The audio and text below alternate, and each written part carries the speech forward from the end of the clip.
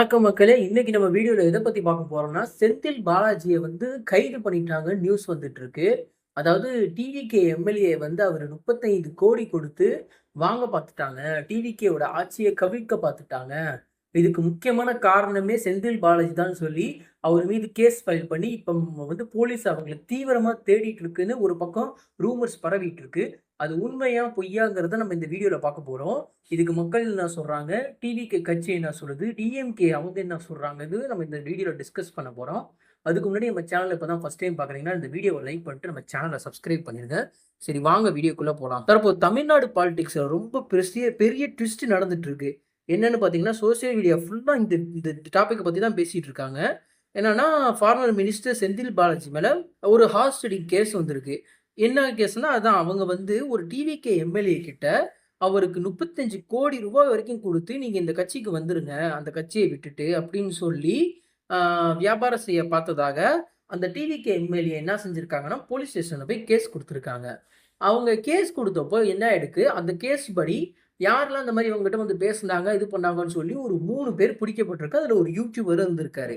3 பேர் பிடிக்கப்பட்டதுல அந்த 3 பேர் என்ன சொல்லிட்டாங்கன்னா, "நாங்க செந்தில் பாலாஜி சொல்லி தான் இந்த மாரி செஞ்சிருக்கோம்." அப்படின்னு சொல்லி ஒரு மென்ஷன் ஆயிடுச்சு அவரோட பேரு. ஸோ செந்தில் பாலாஜியால தான் இந்த மாரி நடந்திருக்குன்னு சொல்லி, போலீஸ் வலை போட்டு தேடிக்கிட்டு இருக்காங்க செந்தில் பாலாஜின்னு சொல்லி இந்த பரவிட்டு இருக்கு. ஆனா அது ஒரு முழுக்க முழுக்க பொய்யான தகவல். அவர தேடி போலீஸ் அலையிறதாவும், அவர போய் அவங்க வீட்ல சர்ச் பண்ணி இந்த மாரி ஒரு விஷயம் உங்களுக்கு தொடர்பு இருக்கா? என்ன ஏதுன்னு ஒரு இன்வெஸ்டிகேஷன் பண்றதுக்கும் இன்னும் போலீஸ் எந்த நடவடிக்கையும் எடுக்கப்படவில்லை. இது இந்த 3 பேர் சொன்ன வார்த்தைகள் மட்டும் தான். கன்ஃபார்மாக அவங்க ஒரு ப்ரூஃபோட கண்டுபிடிக்கவில்ல செந்தில் பாலாஜி மேல. ஸோ இது ஒரு முழுக்க முழுக்க பொய்யான தகவல். நீங்க மத்தவங்க சொல்றாங்கன்னு நம்பி ஏமாறாதீங்க இந்த நியூஸ. அரெஸ்ட் பண்ணப்பட்ட 3 பேர்கிட்ட இருந்து இன்ஃபர்மேஷன் கலெக்ட் பண்ணிட்டு இருக்காங்க இன்னும். இன்வெஸ்டிகேஷன் எக்ஸ்பெண்ட் ஆகும். வேற யாராச்சும் சம்மன் பண்ணுவாங்க. இல்லன்னா எவிடன்ஸ் ஸ்ட்ராங்கா இருக்கான்னு பார்ப்பாங்க. இதெல்லாம் வரும் நாட்கள்லாம் தெரியும். இப்போதைக்கு எந்த ஃபைனல் கன்க்ளூஷனும் வரல. இதுக்கு மேல டிவிகே சைட்ல கவர்ன்மெண்ட் ஸ்டேபிளா இருக்குன்னு மினிஸ்டர் ரிப்பீட்டடா சொல்லிட்டு இருக்காங்க. எங்க கவர்ன்மெண்ட்ல எந்த பிரச்சனையும் இல்ல. ஆப்போசிட் கவர்ன்மெண்ட்ட கலைக்கணும்னு ட்ரை பண்றது ஆப்போசிட் கவர்ன்மெண்ட் தான் எங்க கவர்ன்மெண்ட்ட கலைக்கணும்னு ட்ரை பண்ணுது. ஆனா அதெல்லாம் நடக்க வாய்ப்பே கிடையாது. அப்படின்னு சொல்லி பேச்சு போட்டுட்டு இருக்கு. இதனால பாலிடிக்ஸ் இன்னும் அதிகமா டென்ஷன் ஆகியிருக்கு. இப்பதான் முடிஞ்சுச்சு. முடிஞ்சு இன்னும் இந்த 1 1/2 மாசமா சரி, இந்த பாலிடிக்ஸ் நியூஸ் சேனல்ல இந்த பாலிடிக்ஸ் பிரச்சனை நடந்துகிட்டே இருக்கு. எப்பவுமே முடியவே மாட்டுது. இதுக்கு ஒரு தீர்வு காணும் எப்போ வரும்னு நமக்கு தெரியல. அதுக்கு நம்ம காத்திருப்போம். இப்போ மத்த ரூமர்ஸ் எல்லாம் பத்தி நம்ம பேசலாம் வாங்க. First rumour number 1 Senthil Balaji police கிட்ட இருந்து தப்பிச்சு ஓடிட்டாருன்னு சொல்லி ரொம்ப பேர் பேசிட்டு இருக்காங்க யூடியூப்ஸ்ல. இது முழுக்க முழுக்க ஒரு பொய்யான இன்ஃபர்மேஷனு.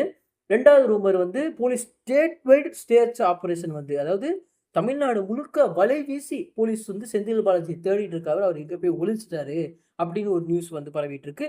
அதுவும் முழுக்க முழுக்க பொய்யான இது. அப்புறம் 3வது ரூமர் என்னன்னா, இன்னும் பல எம்எல்ஏஸ்க்கு கேஷ் குடுத்து ஆஃபர் பண்ணியிருந்திருக்காங்க. அதாவது டிவிகே கவர்மெண்ட்ல கிட்டத்தட்ட ஒரு 10, 20 பேரு கிட்ட இத மாரி பேசியிருக்காங்கன்னு சொல்லி பேசப்பட்டிருக்கு. அதுவும் முழுக்க முழுக்க பொய்யான ஒரு தகவல். ஏன்னா, இதெல்லாம் நான் எப்படி நானா இது சொல்லல. இதெல்லாம் அவங்க சைடு அதாவது அதாவது போலீஸ் அஃபிஷியலா அவங்க இந்த மாரி ஒரு ஸ்டேட்மென்ட் ரிலீஸ் பண்ணல. டிவிகே சைட்ல இருந்தும் அந்த அளவுக்கு சொல்லப்படல. இது யூடியூபர்ஸும், வாட்ஸ்அப்பும் இந்த டிவிகேயோட ஃபேன்ஸ் தான் இத பரப்பிட்டு இருக்காங்க. ஸோ இது ஒரு விஷயம். இல்லன்னா டிவிகே மேல டிஎம்கேக்கு சேர போறாங்கன்னு சொல்லிட்டு இதுவும் ஒரு பிரச்சனை பெருசா நடந்துட்டு இருக்கு.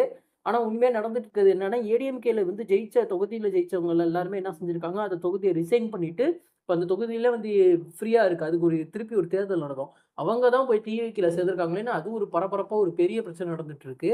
ஸோ இந்த டைம்ல நீங்க ஃபேக் நியூஸ் எல்லாம் பார்த்து உங்க மனச குழப்பிக்காதீங்க.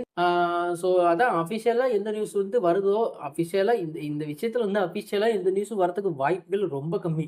யார் யார் எதனால கட்சி விட்டு போறாங்க, எதனால கட்சி சேர்றாங்கலாம் நமக்கு கண்டிப்பா தெரிய வராது. நீங்களே தான் உங்களுக்கு ஒரு ஒரு ஒரு தீர்வு மாரி யோசிக்கணும். அதுக்கு தவிர்த்து வேற வழி கிடையாது. முடிஞ்ச அளவுக்கு ஃபேக் நியூஸ தவிர்க்கிறது நல்லது. அவ்வளோதான் என்னால சொல்ல முடியும்.